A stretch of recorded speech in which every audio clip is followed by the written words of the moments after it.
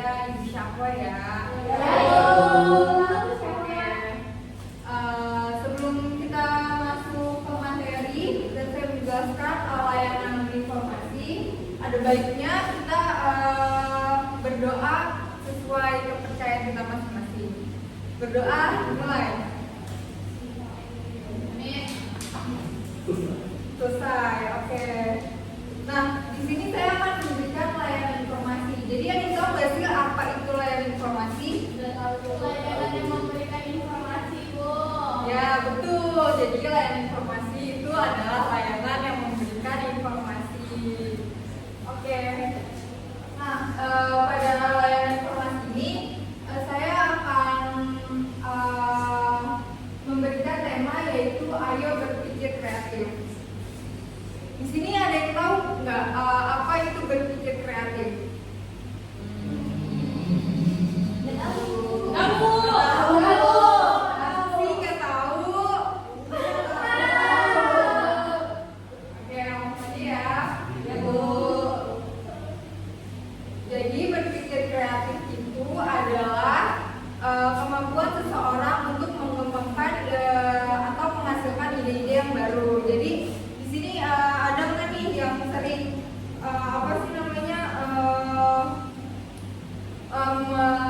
Menghasilkan ide-ide baru kayak misalkan suka bikin konten gitu, ada nggak?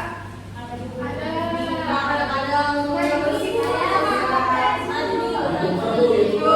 Ya. Berarti kalian termasuk orang-orang yang kreatif ya? Iya. Jadi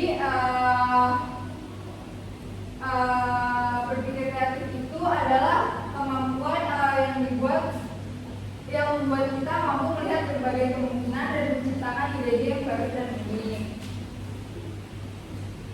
Kira-kira nih, tahu nggak pekerjaan yang membutuhkan kreativitas itu apa aja? Ya betul. Betul. Desainer, Bu. Betul. Terus apa lagi? Pelukis, Bu. Konten kreator nggak? Ya.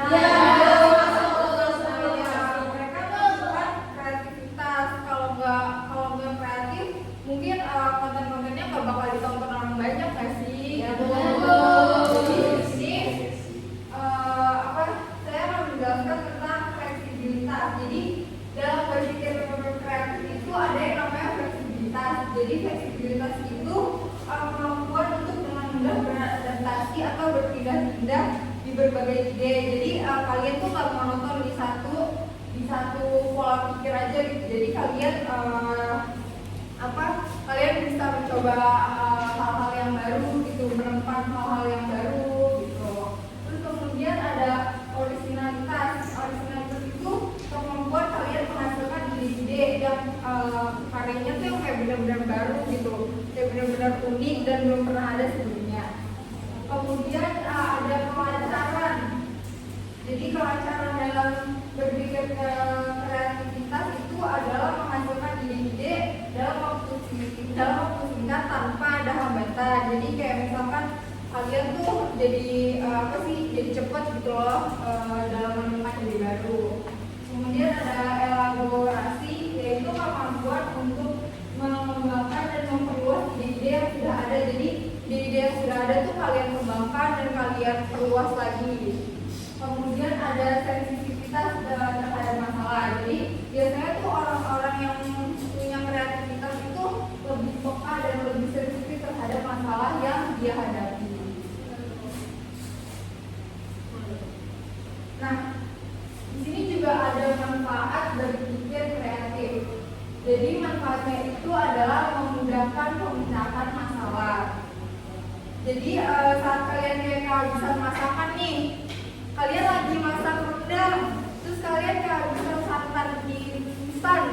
Nah, itu bisa diganti nggak? Bisa. Diganti pakai apa? Susu. Nah, betul, pakai susu.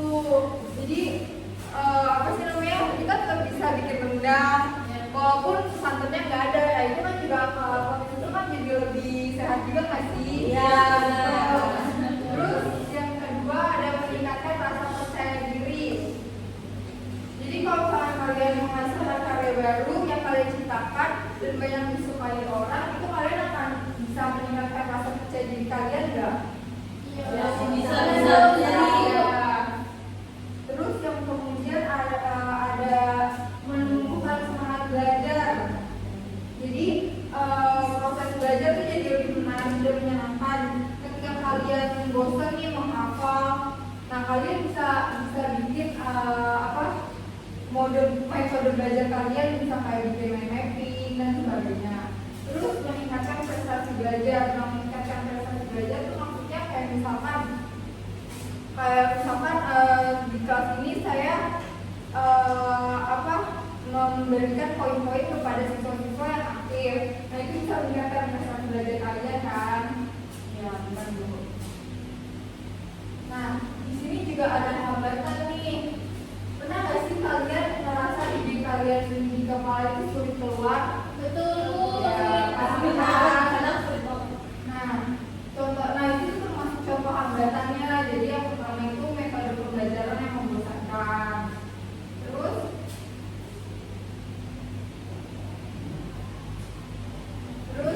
kurangnya dukungan dari lingkungan. Kurangnya dukungan dari lingkungan tuh kayak keluarga, teman dan lain-lain. Terus takut salah atau takut diejek. Siapa di sini yang takut buat mengungkapkan pendapat? Saya. Itu hambatan dalam berpikir kreatif. Terus kemudian terbiasa menghafal, kalian terbiasa menghafal. Dan yang terakhir minimnya latihan berpikir terbuka. Nah, di sini juga ada cara mengembangkan berpikir kreatif. Kalian pernah nggak sih melihat anak kecil bermain dengan kardus bekas sebagai mobil balap? Ya, kardus bekas itu kan bisa dibikin jadi warna gitu. Nah, di sini yang pertama itu ada biasakan bertanya. Buat kalian yang susah buat mengeluarkan ide-ide, mungkin kalian bisa bertanya sama teman kalian. Terus kalian bisa latihan menyelesaikan soal. Terus kalian bisa membuat karya sendiri. Terus biasakan juga ikut diskusi kelompok, jangan menyendiri, jangan jadi introvert ya. Terus berani mencoba dan tidak takut salah.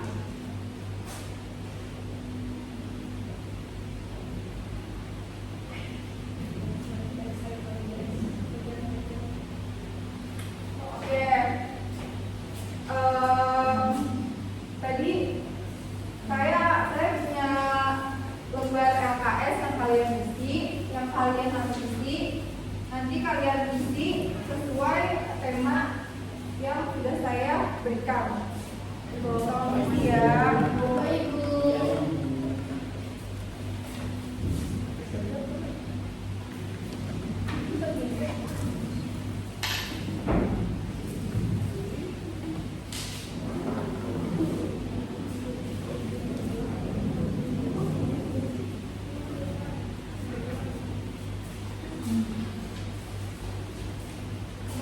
Saya kasih waktu 5 menit ya. Baik, Bu.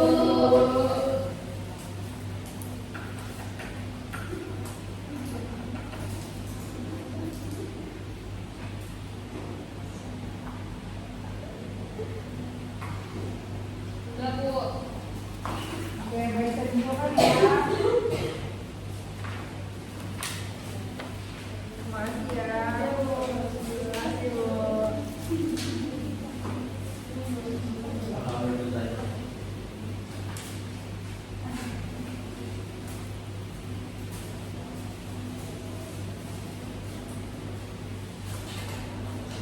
Baik, kesimpulan pada materi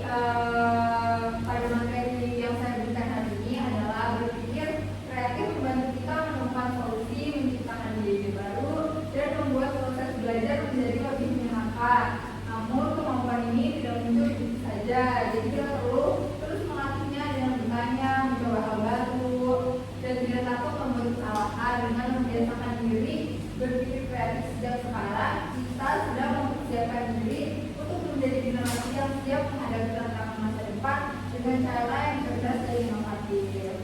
Oke, mungkin ini saja yang dapat saya sampaikan pada pertemuan kali ini.